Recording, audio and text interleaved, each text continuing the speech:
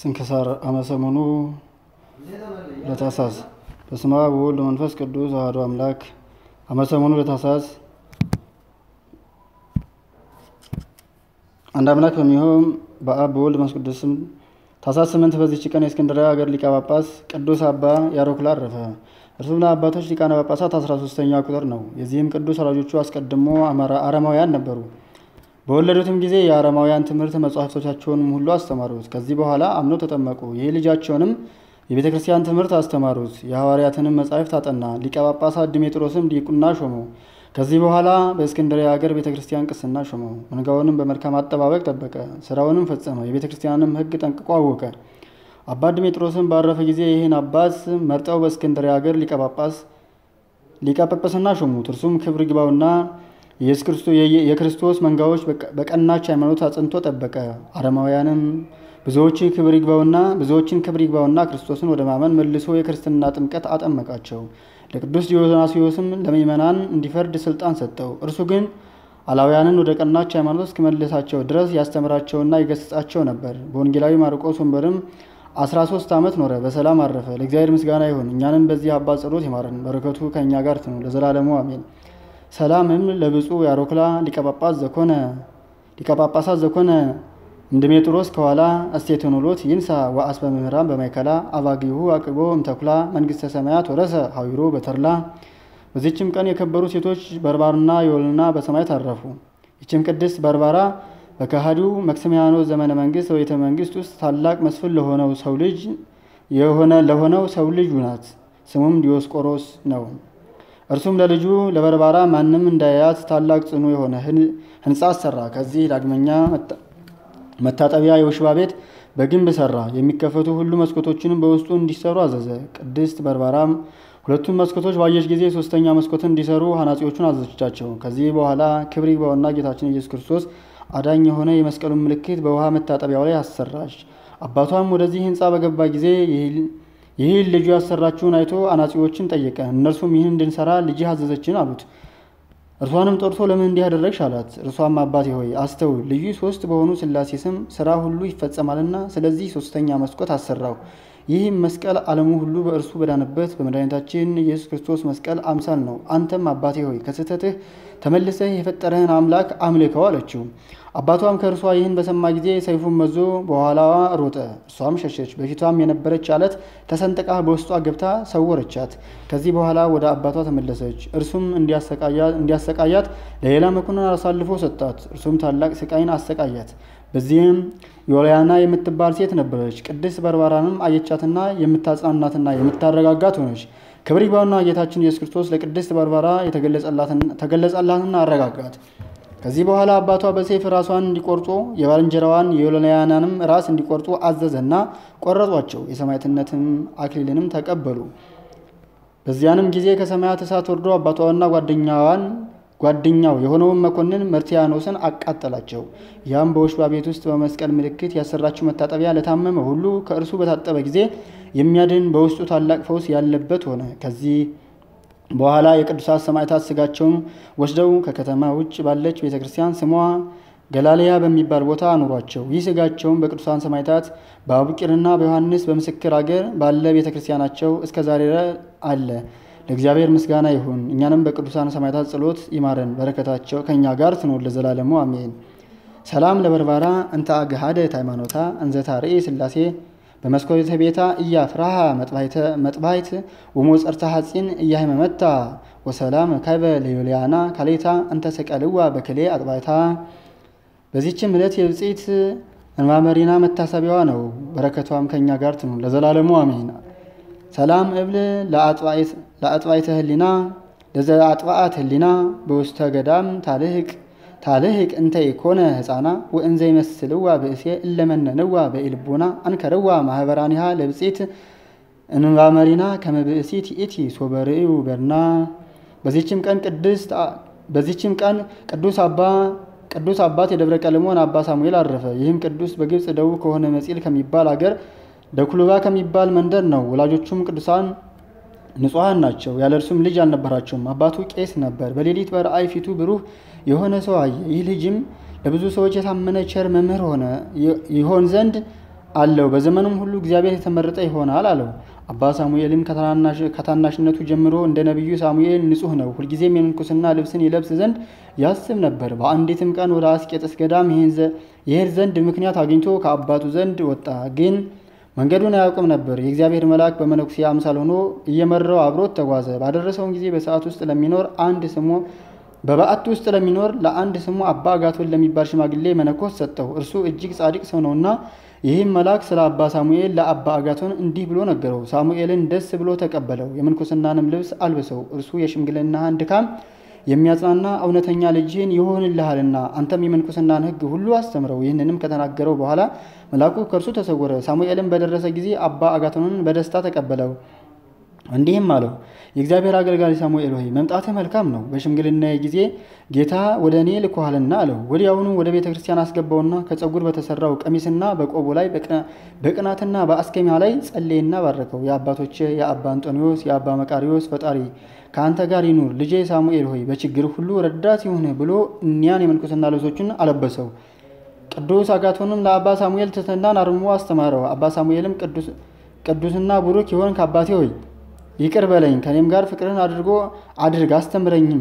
እግዚአብሔርም የሚወደውን የሚሰራ ያደርገኝ ዘንድ በከበረች ጸሎትህ አስበኝ ይለው ነበር። ሁልጊዜ መንፈሳዊ የሆነ የምንኩስናን ስርዓት ሁሉ ተማረ። ቅዱስ አባ ሳሙኤልም በስራው ሁሉ ይራዳው ነበር። የሚያዘውንም ሁሉ እየሰራ ከአባ አጋቶን ጋር 3 ዓመት ኖረ። ከዚህ በኋላ አባ አጋቶን አረፈ።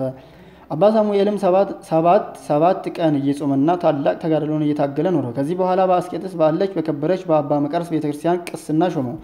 ከጥቂት ቀኖች በኋላም የልዮንን ደብዳቤ ወደ አስቄጥስ ገዳም አምጥተው አነበቧት። አረጋውያን መነኮሳትን በሰሙ ጊዜ እጅግ አዘኑ። አባ ሳሙኤል መንፈሳዊ ቅናት ቀና። ከሰዎች መካከል ተነስቶ ያችን ደብዳቤ ነጥቆ ቀደዳት። እንዲህም አለ፣ የቀናች አባቶቻችን ሃይማኖት የሚለውጥ ሁሉ የተወገዘ ነው።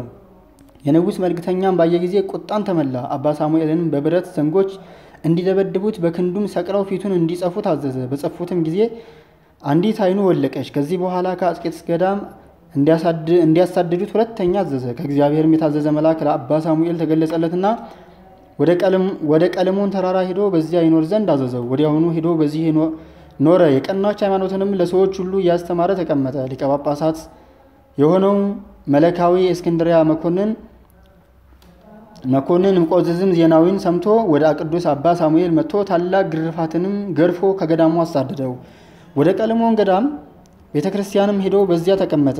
በዚያም ወራት የበርበር አረማውያን ወደዚያ መጡ። ወደ አገራቸው ሲወስዱት አባ ሳሙኤልን ያዙት። ከእርሳቸው እጅ ያድነው ዘንድ ክብር ይግባውና ጌታችን ኢየሱስ ክርስቶስ ለመነው። በአንድ ግመል ላይም በጫኑት ጊዜ ያ ግመል መንቀሳቀስ አልቻለም። ታላቅ ድብደባም ደበደቡት። በተሳናቸውም ጊዜ ትተውት ሄዱ። እርሱም ወደ ቀለሞን ገዳሙ ተመልሶ በምንኩስና ስርዓት በመጠመድ በሁሉ ተጋድሎ እየተጋደለ ኖረ። ከዚህ በኋላ የበርበር አረማውያን ዳግመኛ መጡ። ከእርሳቸውም የተነሳ ፈራ። ሳሙኤል ሆይ አትፍራ፣ ግን ወደ ቤተ ክርስቲያን ገብተህ ዝም በል፣ ከእርሳቸው ጋር አትናገር፣ እኔም እንዳያዩህ አደርጋቸዋል የሚል ቃልን ሰማ። በዛም ጊዜ የተመዘዙ ሰይፎቻቸውን ይዘው ወደ ቤተ ክርስቲያን ውስጥ ገቡ። እነርሱም እጅግ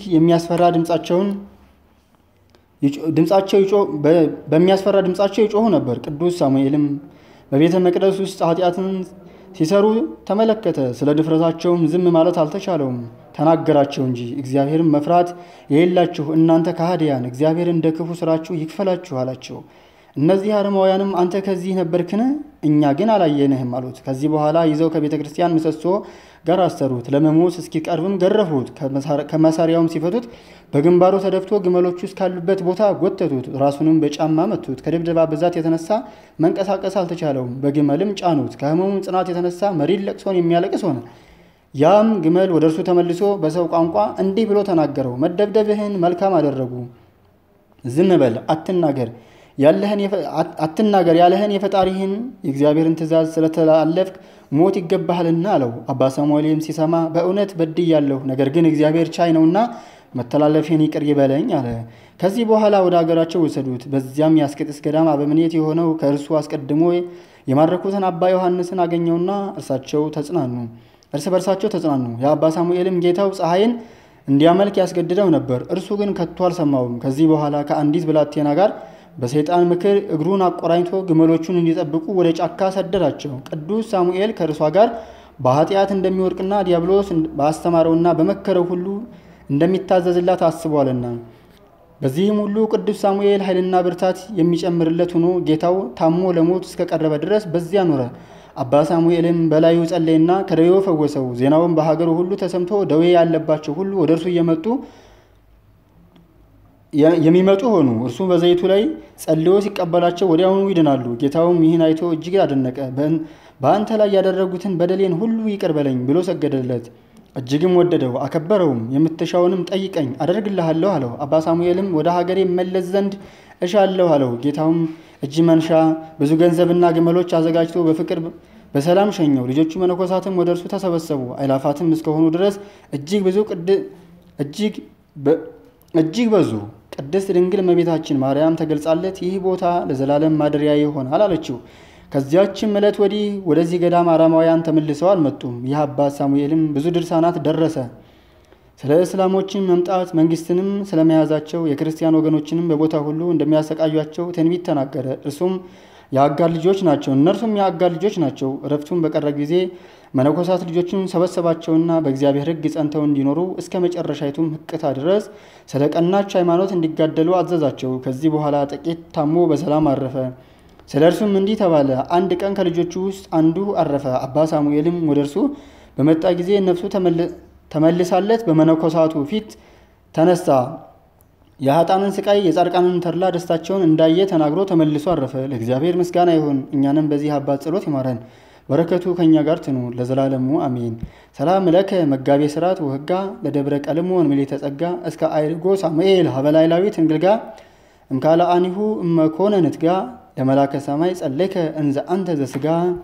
በዚህች ቀንም ለእስሙናይን በስተምዕራብ ካለ አውራጃ በጺር ከሚባል መንደር ቅዱሳን አባ ኤሲና እህቱ ቴክላ በሰማዕትነት አረፉ። ይህም አባ ኤሲ እጅግ ብዙ ገንዘብ ቦታዎችና በጎች አሉት። የበጎቹም ጠጉር ሽያጭ ለድሆች ለችግረኞች ምጽዋት አድርጎ ይሰጥ ነበር። እርሱ እግዚአብሔርን እጅግ ይፈራ ነበርና እህቱ ቴክላም እንደርሱ እግዚአብሔርን የምትፈራ ናት።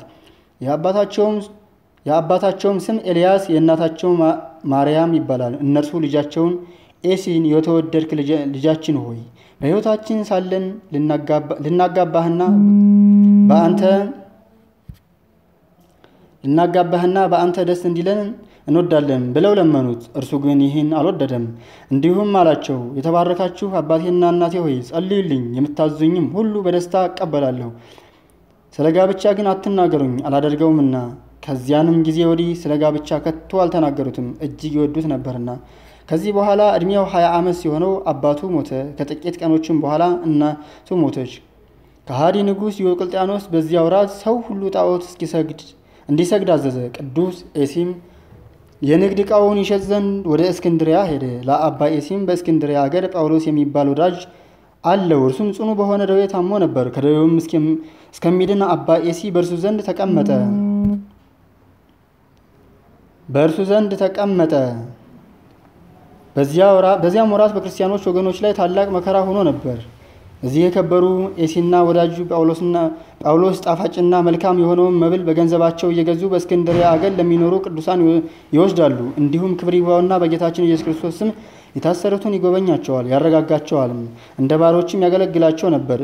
እኒህ ቅዱሳንም የሰማዕትነት አክሊልን እናንተ ትቀበሉ ዘንድ አላችሁ ብለው በእነርሱ ላይ ትንቢት ተናገሩ። በዚህም ወራት የህርማኖስ ልጅ ቅዱስ ፊቅጦርን ወደ እስክንድርያ ሀገር አመጡት። አባ ኤሲና ወዳጅ ጳውሎስን ባዩት ጊዜ አደነቁ፣ መንፈሳዊ ቅናትን ቀኑበት። እርሱ የዚህን ኃላፊውን ዓለም መንግስት ንቋልና። ከዚህ በኋላ አባ ኤሲ ወደ መኮንን ቀርቦ በክብር ባለቤት በጌታችን ኢየሱስ ክርስቶስ ታመነ። መኮንንም ያሰቃዩ ዘንድ አዘዘ። በአለንጋዎችም ብዙ ግርፋትን ገረፉት። ሕዋሳቱንም በሾተሎች ሰነጣጠቁ። በስጋውም የችቦ መብራቶችን አደረጉ፣ በሰንሰለትም አሰሩት። ሁለተኛም ነበልባሉ እጅግ ከፍ ከፍ እስከሚል በማንደጃ ውስጥ እሳትን አነደዱ። አባ ኤሲንም ከውስጡ ጣሉት።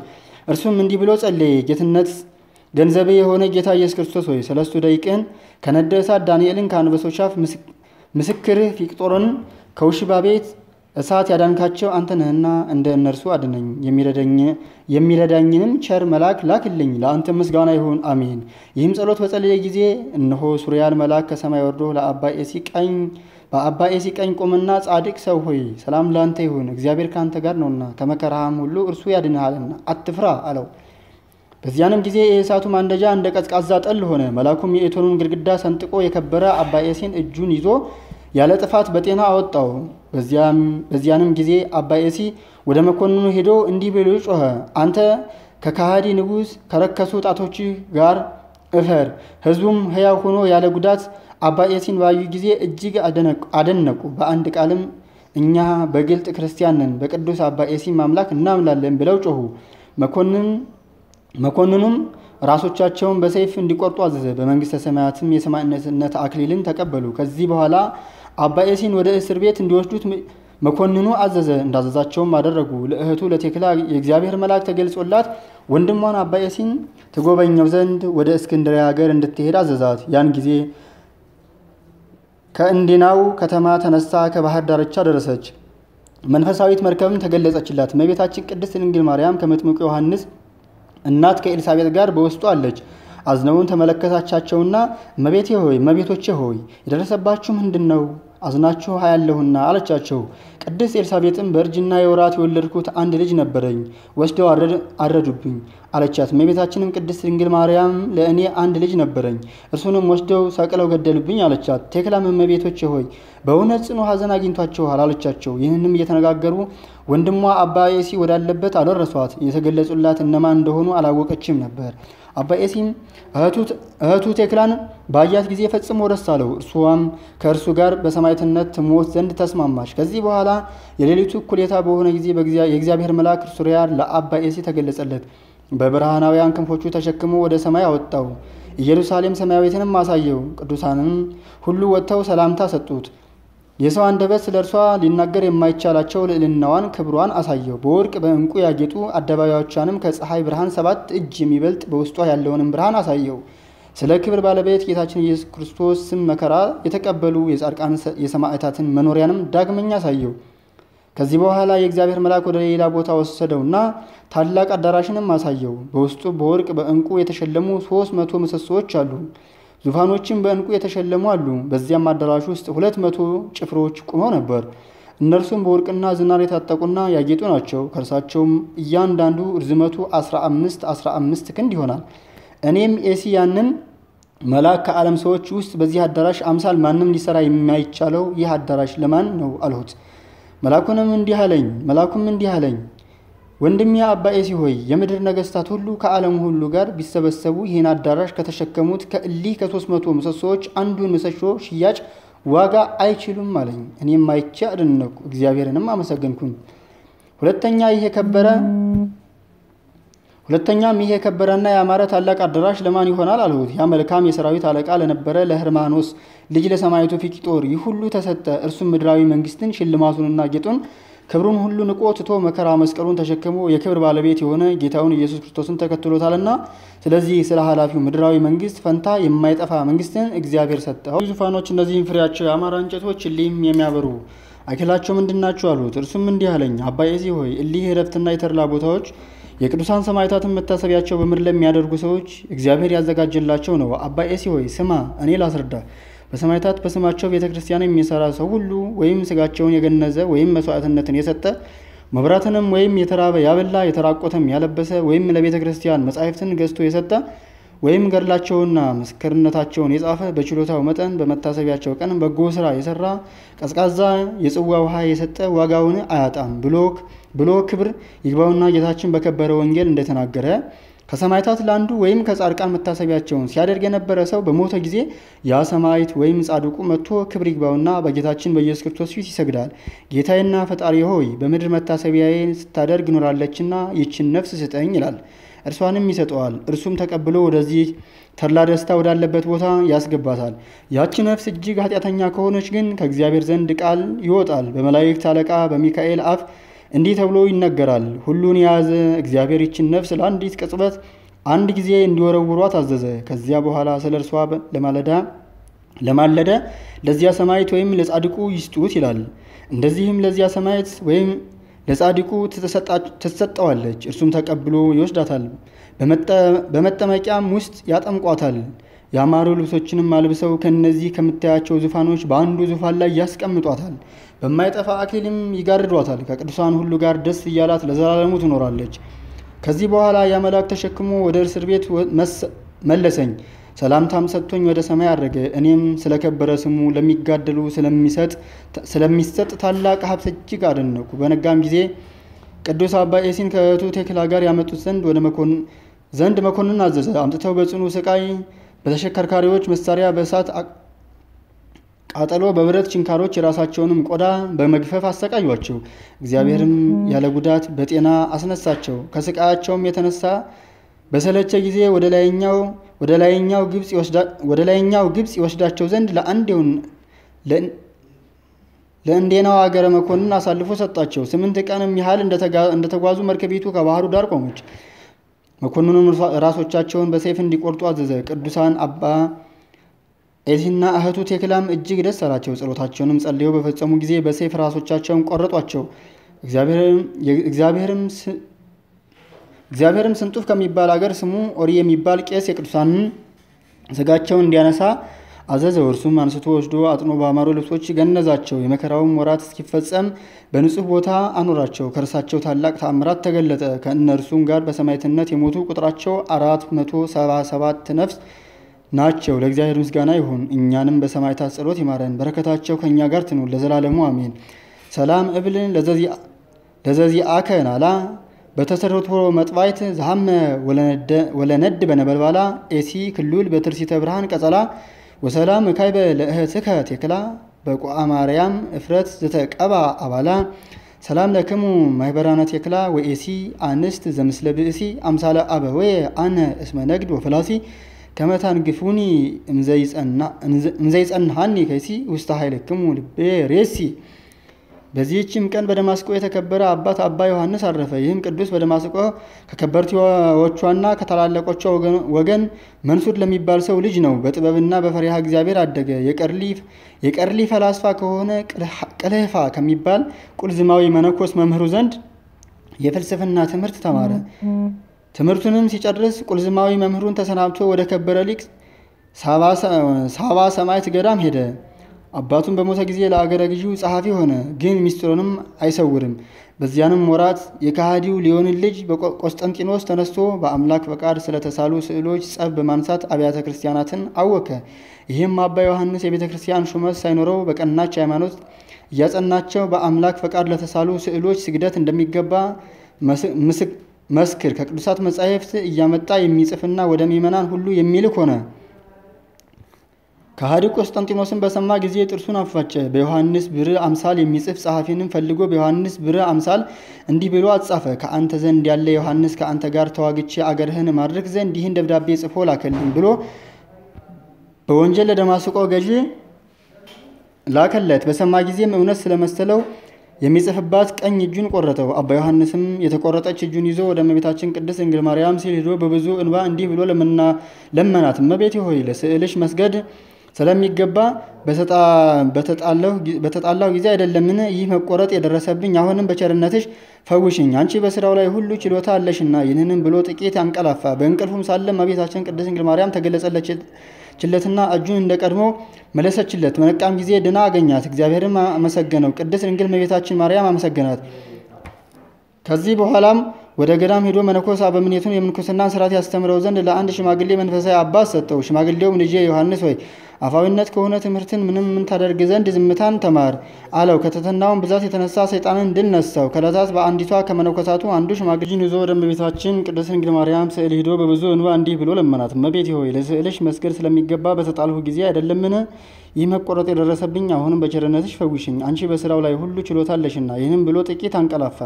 በእንቅልፉም ላይ ሳለ እመቤታችን ቅድስት ድንግል ማርያም ተገለጸችለትና እጁን እንደቀድሞ መለሰችለት። በነቃም ጊዜ ድና አገኛት። እግዚአብሔርንም አመሰገነው። ቅድስት ድንግል እመቤታችንን ማርያምንም አመሰገናት። ከዚህ በኋላ ወደ ገዳም ሄዶ መነኮስ አበምኔቱን የምንኩስና ስርዓት ያስተምረው ዘንድ ለአንድ ሽማግሌ መንፈሳዊ አባት ሰጠው። ሽማግሌውም ልጄ ሆይ አፋዊት ከሆነች ትምህርት ምን ታደርግ ዘንድ ዝምታን ተማር አለው። ከትሕትናውም ብዛት የተነሳ ሰይጣንን ድል ነሳው። ከዕለታት በአንዲቷ ከመነኮሳቱ አንዱ ሽማግሌ ሞተ። መነኮሳቱም ስለ ወንድማቸው ሙሾ እንዲያወጣለት አባ ዮሐንስን ለመኑት። አባ ዮሐንስም ከሽማግሌው መምህሬ ትእዛዝ የተነሳ እኔ እፈራለሁ አላቸው። ለማንም አይገለጥም አሉት። ምልጃንም ባበዙበት ጊዜ ለሚሰማት ሁሉ የምታሳዝን ሙሾ የደረሰ መምህሩም አውቆ በእርሱ ላይ ተቆጣ፣ ከባቱም አባረረው። እርሱም አባ ዮሐንስ ወደ አረጋዊው ሁሉ ተማጠነ። ሽማግሌውንም ይቅርታ እንዲያደርግ ግድ ባሉት ጊዜ የመነኮሳቱን የመጸዳጃ ቤት የጠረገ እንደሆነ እምረዋለሁ። አባ ዮሐንስም ሰጥቶ መንፈሳዊ መምህሩ እንዳዘዘው አደረገ። እርሱም ቅንነቱና ትሩፋቱን አይቶ በደስታ ተቀብሎ ወደ ማደሪያው አስገባው። እመቤታችን ቅድስት ድንግል ማርያም አረጋዊ መምህሩን ድርሳናትን መድረስን እንዳይከለክለው አዘዘችው። ከዚህ በኋላ ብዙ ድርሳናት ደረሰ። የኢየሩሳሌሙ ሊቀ ጳጳስ ቅስና ሾመው።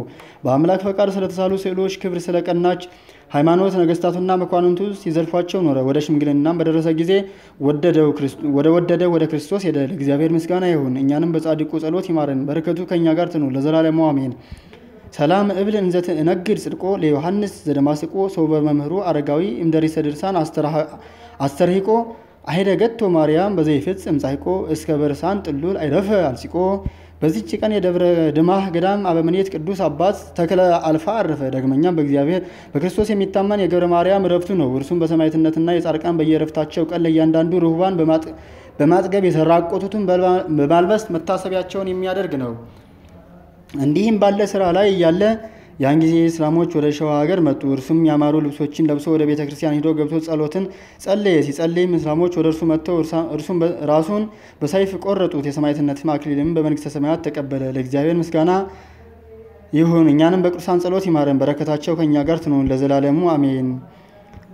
ዛቅረብኩ ማሌታ ዘኪርያ የላፈ ምን ለተጸምዱ ከዘርፈ ለላ አነብብ ተወከፍ ዘንዴቴ መጽሐፈ እንተረሰ ከዚዮ ጸሪቆ መበለቱ ክፈ እሜላ አቡ ቦላን ዘተርፈ ነቢያት ቅዱሳን ወሐዋርያት ሰባክያን ሰማዕት ጻድቃን መላእክት ትጉሃን ደናግል አዲዮ መነኮሳት ሄራን ባርኩ ጉባኤ ዛቲ መካን እስከ አረጋዊ ልህቅ እምኑስ ጻል ለዘጻሐፎ በክርታስ ወለዛ ጻሐፎ እንዘይደርስ ለዛ አንበቦ ወለዛ ተርጎሞ በልሳን አዲስ በጸሎተሙ ማርያም አራቂተ ኩሉም ባይ ስቡረ ይማረነ ኢየሱስ ክርስቶስ ፈኑ ለነ እግዚኦ ኩነኔ ከአብ ወለንጉሥ ወጽድቀ ከኒል ወልደ ንጉሥ አግር ጸራት አይተገሪያ እቀብ ሚሳ ወሰራዊታ ለሀገሪትነ ኢትዮጵያ እቀበልነ ለኩልነ ህዝበ ክርስቲያን ለዓለመ ዓለም አሜን።